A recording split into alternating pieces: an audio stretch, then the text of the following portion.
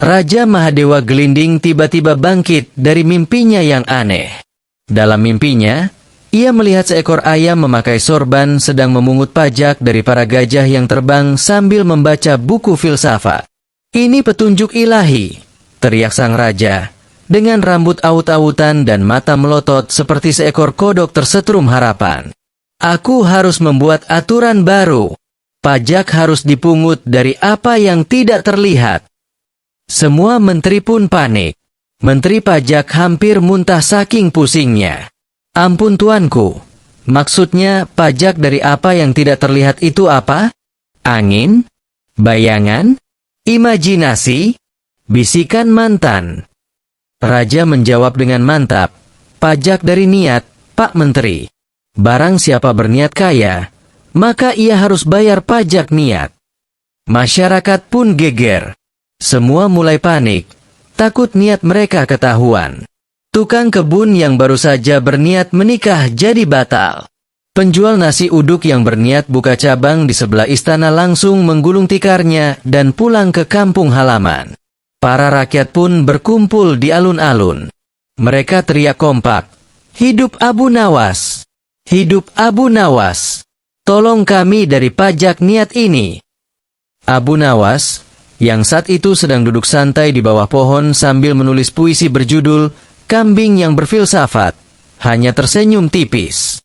"Baiklah," gumam Abu Nawas, "kali ini tantangannya agak gila. Tapi yang gila itu justru menghibur." Dipanggillah Abu Nawas menghadap raja. Istana dipenuhi dengan para penasihat, penari perut, tukang cukur, dan penjual martabak yang salah masuk ruangan.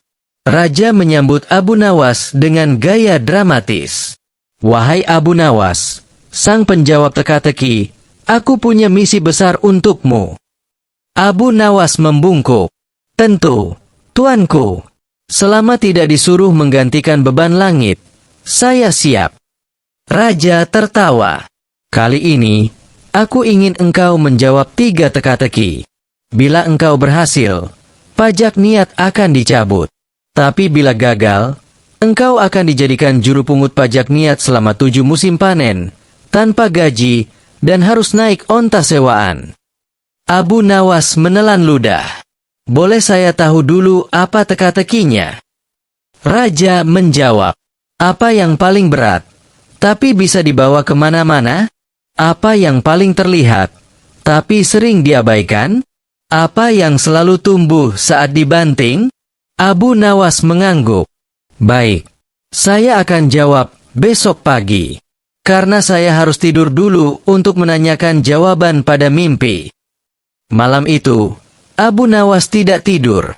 Ia malah mengadakan rapat darurat dengan kambing peliharaannya, seekor burung beo yang bisa berkata, "Tralau tralilu tung tung sahur," dan seorang sahabatnya yang mengaku ahli filsafat padahal pekerjaan sehari-harinya adalah menanam terong. "Apa yang paling berat tapi bisa dibawa kemana-mana?" tanya Abu Nawas. "Kredit motor," jawab burung beo. "Rasa bersalah," sahut kambing. "Pikiran," jawab sahabatnya sambil mengunyah biji terong. Abu Nawas menuliskan semuanya. Lalu ia tidur sambil mengoleskan minyak kayu putih ke jidat, berharap mimpinya tidak dikejar ayam bersorban. Jawaban yang membuat raja terjungkal. Keesokan harinya, seluruh istana berkumpul. Warga desa, penjual cendol, dan pengamen ikut menonton. Bahkan seekor sapi masuk ruang sidang saking penasarannya. Abu Nawas maju dengan percaya diri. "Yang pertama, yang paling berat tapi bisa dibawa kemana-mana adalah beban pikiran. Ia tidak kelihatan, tapi terasa. Ia tidak bisa dijual, tapi bisa diwariskan." Raja tercengang. "Lanjut." "Yang kedua, yang paling terlihat tapi sering diabaikan adalah waktu. Ia ada di depan mata, tapi manusia menundanya. Sampai akhirnya ia pergi tanpa pamit." Raja mulai berkeringat. "Yang terakhir." "Yang ketiga, yang tumbuh saat dibanting adalah semangat. Bila hati kuat, semakin ditekan, semakin melawan." Penonton bergemuruh. Burung beo berteriak, "Tralal tralilu tung tung sahur." Raja terduduk lemas. "Kau benar lagi, Abu Nawas. Aku malu pada diriku sendiri. Pajak niat harus dihapuskan." Rakyat bersorak. Tukang nasi uduk kembali jualan, dan kambing Abu Nawas diundang ke pesta istana. Meski pajak niat sudah dihapus, dampaknya masih terasa. Banyak rakyat yang masih takut berpikir, takut bermimpi, apalagi berniat buka usaha. Trauma kebijakan kemarin membuat semua was-was. Tukang bubur takut kalau niat menambah kerupuk kena denda. Tukang bakso takut bila niat menggoreng lebih banyak pentol akan dipajaki. Melihat itu, Abu Nawas tidak tinggal diam. Ia naik ke atas gerobak bekas penjual donat dan berteriak, "Wahai rakyat serba salah. Kalau raja bisa memungut pajak dari niat, kenapa kita tak bisa membayar masalah dengan tawa?" Kerumunan terdiam. Lalu satu orang tertawa kecil. Dua orang ikut. Lalu ledakan tawa terjadi. Seorang ibu-ibu bahkan tertawa sambil menyiram tanaman dengan kecap. "Mulai hari ini," kata Abu Nawas, "kita adakan festival tertawa kerajaan. Semua orang wajib menyumbangkan satu tawa paling aneh, agar raja tahu, tawa adalah senjata rakyat yang paling berbahaya." Festival digelar 3 hari 3 malam. Lomba paling utama adalah lomba ketawa dengan suara paling nyeleneh, drama kocak antar desa, perdebatan gila tentang bayangan, kontes meniru suara raja saat ngigau, lomba memparodikan menteri pajak. Semua warga terlibat. Bahkan seekor ayam masuk final lomba ketawa setelah berhasil membuat 3 juri muntah karena tertawa berlebihan. Abu Nawas membuka acara dengan membaca puisi berjudul "Senyum Itu Pajak Tak Terlihat yang Membuat Hati Negara Kembali Waras." Puisi itu membuat rakyat menangis dan tertawa bersamaan. Bahkan tukang jagung bakar menaruh jagungnya di kepala karena lupa cara dagang. Raja geram, rakyat menantang. Raja Mahadewa Gelinding mendapat laporan dari para menterinya bahwa rakyat kini sedang bersenang-senang, dan lebih parah lagi, mereka bahagia tanpa izin kerajaan. Apa? Bahagia tanpa stempel istana? Itu pemberontakan emosional. Teriak raja sambil memukul gendang perang yang ternyata gendang anaknya. Abu Nawas harus ditantang debat terbuka. Aku akan menguji logika dan kewarasannya. Jika kalah, ia harus jadi juru badut kerajaan seumur hidup. Pengumuman debat terbuka pun disiarkan. Raja versus Abu Nawas. Siapa yang paling waras? Tempat, Balairung Tengah. Tema, mana yang lebih bahaya? Pikiran atau perut kosong? Hari debat tiba. Semua penduduk datang. Bahkan kambing Abu Nawas duduk di barisan depan dengan dasi kupu-kupu. Raja membuka dengan suara keras. "Wahai rakyat, ketahuilah, pikiran bisa membuat kalian gila. Maka lebih baik taat saja. Jangan berpikir. Negara akan berpikir untuk kalian." Rakyat hening. Abu Nawas berdiri. Ia membawa 2 benda, sebuah batu dan sebutir telur. "Wahai tuanku, saya ingin bertanya, mana yang lebih berat? Batu atau telur?" "Batu, tentu saja. Tapi kenapa telur bisa memecah keheningan perut kosong, sedangkan batu hanya memecah kepala?" Rakyat tertawa. Raja mendelik. Jika rakyat lapar, mereka tak bisa berpikir. Tapi jika mereka berpikir dan lapar, mereka akan membebaskan diri. "Jadi, tuanku," lanjut Abu Nawas, "yang lebih berbahaya bukan pikiran, tapi pemerintah yang takut rakyat berpikir." Sorakan meledak. Seekor angsa menari saking bahagianya. Beberapa hari setelah festival tertawa kerajaan, Raja Mahadewa Gelinding merasa hidupnya seperti sup tanpa garam, hambar. Ia mulai rindu menguji Abu Nawas. Maka, dikumpulkannya kembali seluruh menteri dan penasihat kerajaan. Raja berkata, "Aku ingin membuat teka-teki baru yang bahkan Abu Nawas tak mampu menjawab. Sebuah teka-teki yang mengalahkan logika, melumpuhkan nalar, dan membuat semua orang bingung seumur hidup." Menteri Pertanyaan sulit pun angkat tangan. "Tuanku, bagaimana jika pertanyaannya seperti ini? Apa yang bisa dilihat saat mata tertutup, tapi hilang saat mata dibuka? Apa yang tidak bisa disentuh, tapi bisa membekas selamanya? Apa yang jika dijawab, justru menjadi lebih rumit?" Raja tersenyum licik. "Bagus. Panggil Abu Nawas. Dan jangan lupa, sediakan es kelapa. Kita akan lihat apakah otaknya beku atau tidak." Abu Nawas melawan dengan tawa dan kata. Abu Nawas datang sambil menggendong tikar dan membawa teko. "Apa ini, Abu Nawas?" tanya Raja curiga. "Ini alat berpikir dan minuman jujur, tuanku." Raja membacakan teka-teki tersebut. Semua ruangan hening. Abu Nawas menyenderkan tubuh, menatap langit-langit, lalu tersenyum. Jawaban pertama, yang bisa dilihat saat mata tertutup tapi hilang saat dibuka adalah harapan kosong. Raja tercengang. Yang tidak bisa disentuh tapi bisa membekas selamanya adalah kata-kata. Beberapa menteri mulai menitikkan air mata, entah karena terharu atau karena jari kaki mereka diinjak oleh penonton. Dan yang jika dijawab justru menjadi lebih rumit adalah pertanyaan tentang kebahagiaan orang lain. Ruangan gempar. Raja mengangguk perlahan.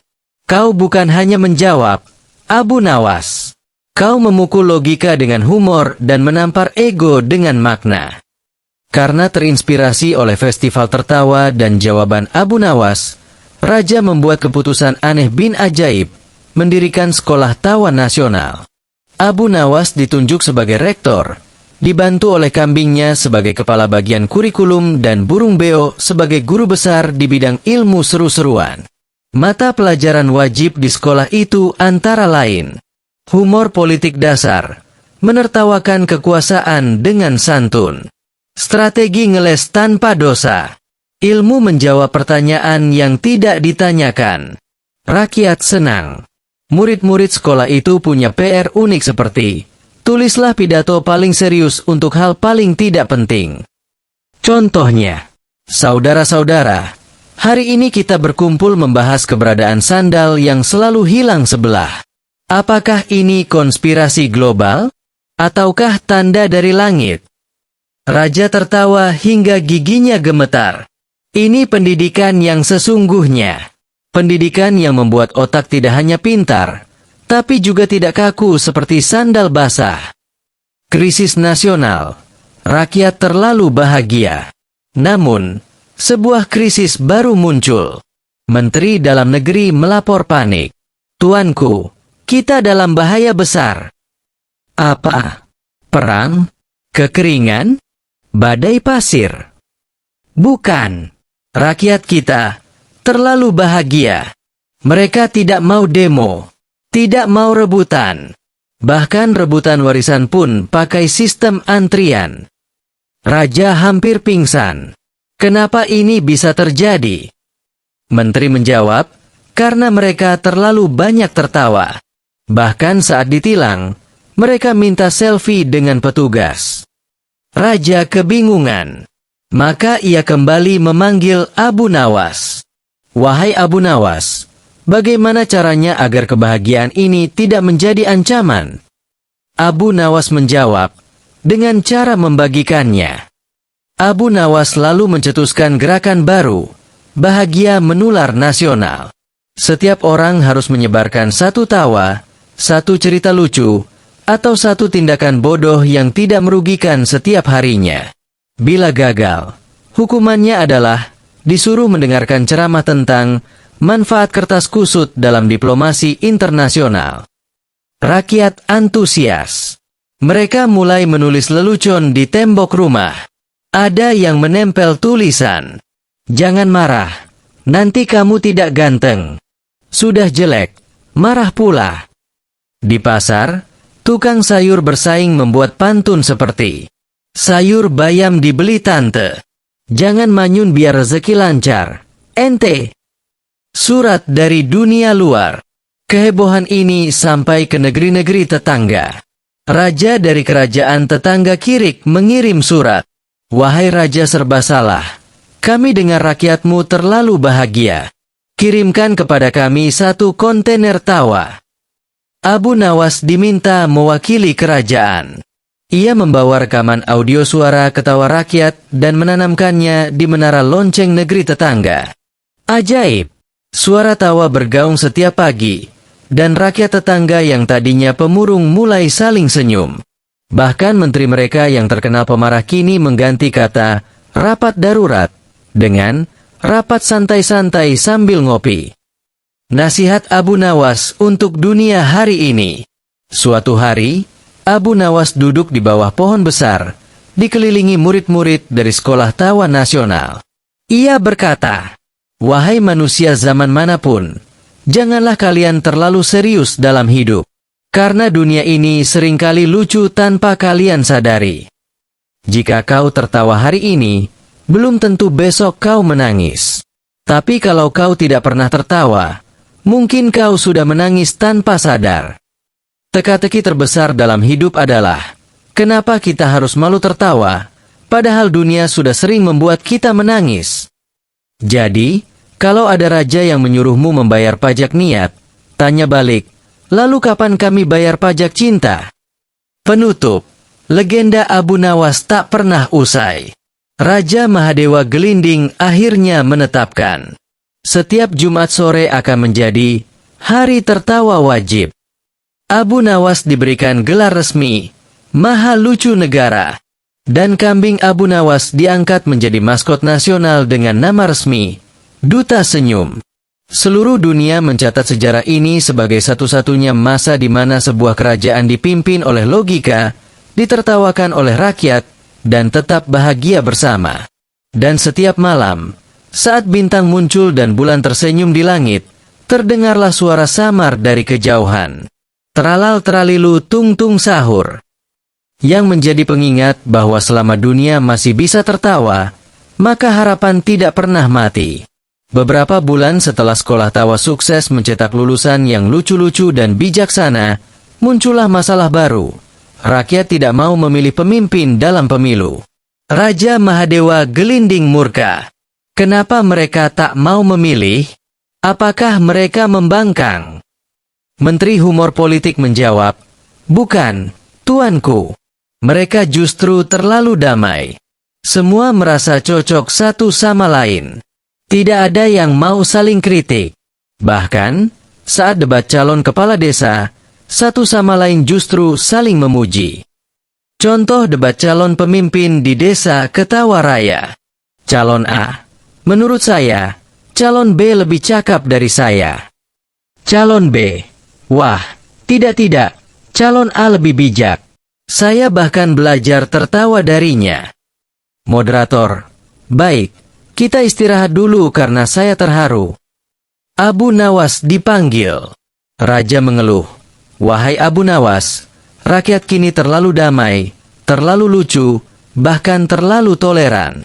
Mereka tidak rebutan kekuasaan. Ini bukan seperti negeri tetangga." Abu Nawas tertawa lepas. "Tuanku, bukankah selama ini tujuan pemerintahan adalah agar rakyat tidak saling cakar?" Raja terdiam. "Tapi kalau tuanku tetap ingin mereka memilih, maka mari kita adakan pemilu senyum nasional." Konsep pemilu senyum. Pemilu ini sangat unik. Setiap calon harus tampil stand-up komedi selama 3 menit. Bukan janji kampanye yang dinilai, tapi seberapa tulus dan menyegarkan senyumnya. Debat diganti dengan lomba membuat pantun teraneh. Contoh pantun dari calon kepala desa. "Ikan sepat ikan gabus. Makin disenyumin makin bagus. Kalau pemimpin bikin stres, ayo pilih yang bisa ngejokes tanpa nandes." Rakyat pun antusias. Mereka kembali ke bilik suara dengan membawa cermin kecil. Tujuannya? Menilai senyum mereka sendiri sebelum memilih.